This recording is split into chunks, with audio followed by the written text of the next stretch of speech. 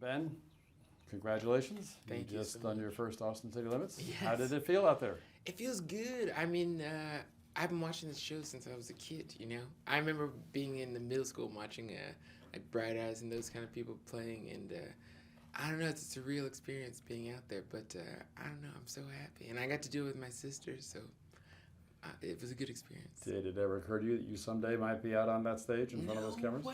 No way. I never thought I would be doing this, which just makes everything so much crazier, yeah. I was reading a lot of this writer, James Baldwin, who writes about being a witness, I guess like more in like the church sense, kind of like bearing witness to the truth. And I think with this album, especially like the second album, it can be difficult sometimes to be honest again, you know what I mean? Like I had the first album, and you don't know when you're making the first album that people are going to see it.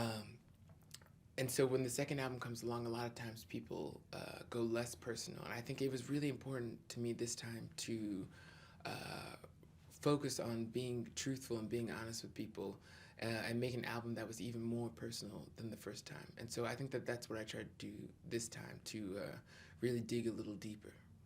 I mean, I went from being like a 22, 23-year-old kid living in New Orleans to somebody who's playing music professionally as a job. And I think that I just went through the normal growing experiences that you go through at this age, you know. Something happens, I guess, when you're moving towards your late 20s where you realize that, like, oh, wow, I'm here. I've got to start deciding the kind of person I'm going to be and start making real decisions. And I think that's what happened. I think that I had to decide the kind of person that I wanted to be and what I wanted to do with the music that I was making. And I think that this album reflects that. I think that I know more now about the kind of musician that I want to be. And I never wanted to be just like an entertainer. I think that I'm hoping that I can use music to reach people on a different level and hopefully connect with them on a personal level and just also make them question the things in their life that I question and just try to figure out how we're all working together. I mean, some of my favorite artists of all time are the weirdos. I don't think that I've ever felt like I fit in with any scene when I was younger or when I was playing in New Orleans or now that I'm living in Los Angeles and playing. My favorite people were always the people on the outside. I mean, talking about, we're here in Austin now. I mean, Daniel Johnston is one of my favorite musicians of all time. I think that the through line through all of the different music that I listen to is just people who are making honest music that connects with people. There's just not a pretentiousness to it. It's just, this is who I am, and I hope that you guys are here with me.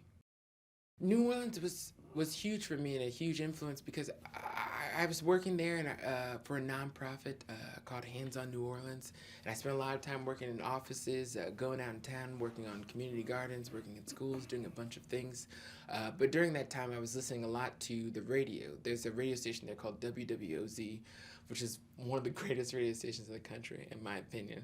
And they were playing a lot of R&B, rhythm and blues music from the 50s, and that kind of thing just slowly filtered into what I was making. And I think that the first record and this record, you see that influence. It's just kind of like an amplified version of that New Orleans music that you hear on the radio when you're just driving around and listening to it in New Orleans. So, where does this voice come from? I think tonight I played with my sister, who's been a singer for a long time and does opera stuff and like grew up singing in church. I think that the voice comes from some of my favorite people. I mean, I spent a lot of time listening to Blind Willie Johnson, a Texas singer, and Otis Redding and these people. And I think that I always liked people who had a powerful voice, but also had like a vulnerability in their voice, and they jumped back and forth between them in one song and just from minute to minute, second to second.